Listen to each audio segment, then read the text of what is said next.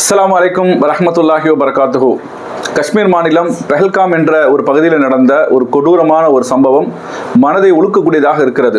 சுற்றுலா பயணமாக அந்த மாநிலத்துக்கு சென்ற அந்த மக்கள் சுமார் ஒரு 28 பேர் கொடூரமான முறையில் அங்கே கொலை செய்யப்பட்டிருக்கிறார்கள். பலர் காயமடைந்து இன்றைக்கு மருத்துவமனையில் சிகிச்சை பெற்று வருகிறார்கள். இந்த சம்பவம் என்பது வன்மையாக கடுமையாக கண்டிக்கப்பட வேண்டிய ஒரு விஷயம். இந்த சம்பவத்தில் ஈடுபட்ட உண்மை குற்றவாளிகளை கண்டறிந்து எந்த விதமான கருணையும் காட்டப்படாமல் உச்சபட்சமான அவர்களுக்கு மரண தண்டனை வழங்கப்பட வேண்டும் என்பதில் எந்த விதமான மாற்று கருத்தும் இல்லை. ஆனால் இது போன்ற கொடூரமான சம்பவங்கள் நடக்கின்ற பொழுதெல்லாம் இந்த தேசத்தினுடைய நலனை விரும்பக்கூடிய, இந்த தேசத்தினுடைய பன்முகத்தன்மையை நேசிக்கக்கூடிய விரும்பக்கூடிய, இந்த தேசத்தினுடைய அமைதியை விரும்பக்கூடிய ஒவ்வொரு இந்திய குடிமகனும் இது போன்ற சம்பவங்கள் நடக்கும் பொழுது கடுமையான தங்களுடைய கண்டனத்தை தான் பதிவு செய்வார்கள். இது போன்று நடக்கக்கூடாது என்பதை தங்களுடைய ஆவலாக பதிவு செய்வார்கள். ஆனால் இந்த தேசத்திலே ஒரு பிரிவினர் இருக்கிறார்கள்.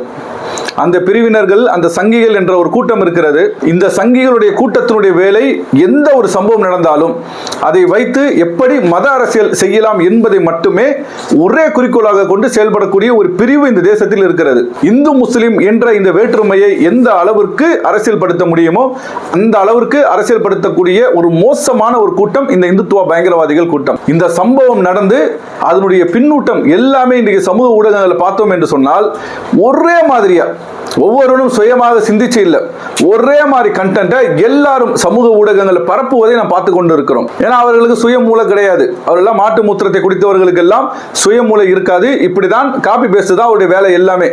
என்ன செய்யறாங்கன்னு கேட்டா, இது முஸ்லிம்களால் திட்டமிட்டு நடத்தப்பட ஒரு தாக்குதல், முஸ்லிம் மதத்துக்கு மாறுவதற்கு நிர்பந்தித்தார்கள், குர்ஆனுடைய வசனத்தை ஓதுமாறு கட்டாயப்படுத்தினார்கள், ஒவ்வொருவரையும் முஸ்லிமா இந்துவா என்று பரிசோதித்து பார்த்து கொலை செய்தார்கள், முஸ்லிம்கள் மோசமானவர்கள், முஸ்லிம்கள் பயங்கரவாதிகள், முஸ்லிம்களுடைய மார்க்கம் காட்டு மிராண்டித்தனமான மார்க்கம், குர்ஆன் மோசமான பயங்கரவாதத்தை ஊக்குவிக்கக்கூடியதாக இருக்கிறது, குர்ஆனில் எப்படி பேசுகிறது என்று பாருங்கள் சொல்லி போர்க்களத்தில் சொல்லப்பட்ட வசனங்களை எல்லாம் இங்கு கொண்டு வந்து பொருத்தி இதை எந்த அளவிற்கு மத அரசியல் படுத்த முடியுமோ அந்த அளவிற்கு கேவலமான ஒரு செயலை, துக்கத்தில் அத்தனை குடும்பங்கள் பரிதவித்துக் கொண்டிருக்கும் பொழுது கூட இது மாதிரியான ஒரு செயலில் இவர்கள் ஈடுபட முடியும் என்றால் இவருடைய கூட்டம் அப்படி.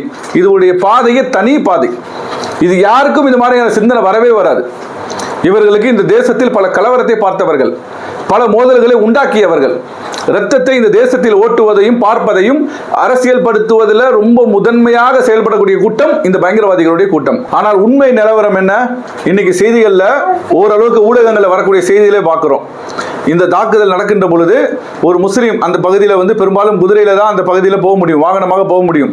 அதை ஓட்டக்கூடிய ஒருவர் முஸ்லீம் தான்.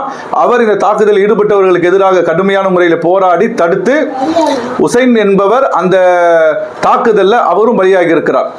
அவர் என்ன செஞ்சிருக்கிறார்? இந்த தாக்குதலை தடுப்பதற்காக தன்னுடைய இன்னுயிரையும் இந்த தியாகம் செய்திருக்கிறார். இதுவும் இன்றைக்கு அந்த காஷ்மீர் தாக்குதலுடைய சம்பவத்தினுடைய பின்னணியில் நடந்திருக்கிறது. அதே மாதிரி பார்த்தீங்கன்னு சொன்னால் உடனடியாக அலர்ட் செய்யப்பட்டு தேசிய நெடுஞ்சாலை எல்லாம் மூடப்பட்ட பிறகு அங்கு வந்த பயணிகள் எல்லாம் எங்கு செல்வது என்று தெரியாமல் பரிதவித்து நிற்கின்ற பொழுது அங்கு உள்ள காஷ்மீரில் உள்ள முஸ்லிம்கள் தங்களுடைய வழிபாட்டு தலங்களை திறந்து விட்டிருக்கிறார்கள். அவர்களுக்கு அடைக்கலம் கொடுத்திருக்கிறார்கள், உணவு கொடுத்திருக்கிறார்கள், அவர்களுக்கு பாதுகாப்பாக பல சூழல்களை அந்த மாநிலத்தில் ஏற்படுத்தி கொடுத்தார்கள் என்பதை அந்த மக்கள் சொல்வதை நம்மால் கேட்க முடிகிறது. அதே மாதிரி ஒரு வயதான ஒரு பெண்மணி சொல்கிறார், எங்களை காப்பாற்றியது அவ்வளவு நெருக்கடியான சூழல்ல ஒரு முஸ்லிம் தான் எங்களை காப்பாற்றினார் என்று சொல்லக்கூடிய காட்சியை நாம் பார்த்து கொண்டிருக்கிறோம். இது போன்ற ஆபத்தான நேரங்களில் உதவுவதெல்லாம் மதங்கள் பார்க்க தேவையில்லை. அதே போன்று பயங்கரவாத செயலில் ஈடுபடக்கூடியவர்களுக்கும் மதங்கள் பார்க்க தேவையில்லை. மனித நேயத்தோடு ஒருவர் உதவி செய்கிறாரா அந்த அடிப்படையில் அதை பார்க்கலாம். ஆனால் இன்றைக்கு மதமாக பிரித்து பார்த்து இந்த சங்கிகள் செய்யக்கூடிய காரணத்தினால் நாமும் அது போன்று உதவி செய்தவர்களை அடையாளப்படுத்த வேண்டிய தேவை ஏற்படுகிறது. அந்த தாக்குதலுக்கு முழுக்க முழுக்க முஸ்லிம்களே காரணம், அவர்களே செய்தார்கள் என்று இவர்கள் கேவலமான அரசியல் படுத்துதலை செய்யும் பொழுதுதான் உதவி செய்தவர்களும் இஸ்லாமியர்கள் இருக்கிறார்கள் என்பதை சொல்ல வேண்டிய ஒரு நிலைக்கு நாம் நிர்பந்தமாக தள்ளப்படுகிறோம். அவ்வளவு மோசமாக இந்த தாக்குதல் சம்பவத்தில் கூட கேவலமான அரசியலில் இன்னைக்கு ஈடுபட்டுக் கொண்டிருக்கிறது சங்கிகள் கூட்டம். ஆனால் இவருடைய வரலாறு கடந்த காலங்களில் எல்லாம் ஒவ்வொரு முக்கியமான பிரச்சனைகளை அவர்கள் இந்த தேசத்தில் எதிர்கொள்கின்ற பொழுது, தேர்தல்களை எதிர்கொள்கின்ற பொழுது இது போன்ற இந்த தேசத்தில் குண்டுகள் வெடிக்கும், பயங்கரவாத தாக்குதல்கள் நடக்கும், நிறைய விஷயங்கள் இந்த தேசத்தில் மர்மமாக தான் இருக்கிறது. கலவரங்கள் ஏற்படுத்தப்படும், அதற்கு பிறகு ஆட்சிக்கு வருவார்கள். இவருடைய கடந்த கால வரலாறு ஹிஸ்டரி எடுத்து பார்த்தால் எல்லாருக்கும் தெரியும். அதனால் இந்த விஷயத்துல உண்மை குற்றவாளிகள் கண்டிப்பாக கண்டுபிடிக்கப்படணும், அவர்கள் கடுமையாக தண்டிக்கப்படணும். அதில் எந்த விதமான மாற்று கருத்தும் இல்லை. இதை வைத்து இந்த தாக்குதலுக்கு பின்னால் மத அரசியல் செய்யக்கூடிய இந்த சங்கிகள் கேவலப்பட்டு போவார்கள். பல சம்பவங்கள் அவர்கள் கேவலப்பட்டிருக்கிறார்கள். இதிலையும் கண்டிப்பாக அவர்கள் கேவலப்பட்டு போவார்கள். படைத்தவனிடத்தில் மன்றாடுவோம். ஃபன்சுர்னாலல் கௌமில் காஃபிரின், இந்த மறுக்கக்கூடிய கூட்டத்திற்கு எதிராக யா அல்லாஹ் எங்களுக்கு நீ உதவி செய் என்று அல்லாஹ்விடத்தில் கையேந்துவோம். இவர்கள் இன்றைக்கு ஆதிக்க சக்திகளாக இருக்கலாம், ஆளக்கூடிய ஆட்சியாளராக இருக்கலாம். கண்டிப்பாக அல்லாஹ்வுடைய உதவி இறை நம்பிக்கையாளர்களுக்கு உண்டு, நல்ல மக்களுக்கு உண்டு. இந்த சங்கிகளின் கூட்டம் கண்டிப்பாக கேவலப்படும், அசிங்கப்படுவார்கள். கண்டிப்பாக மக்களால் ஓரங்கட்டப்படுவார்கள்.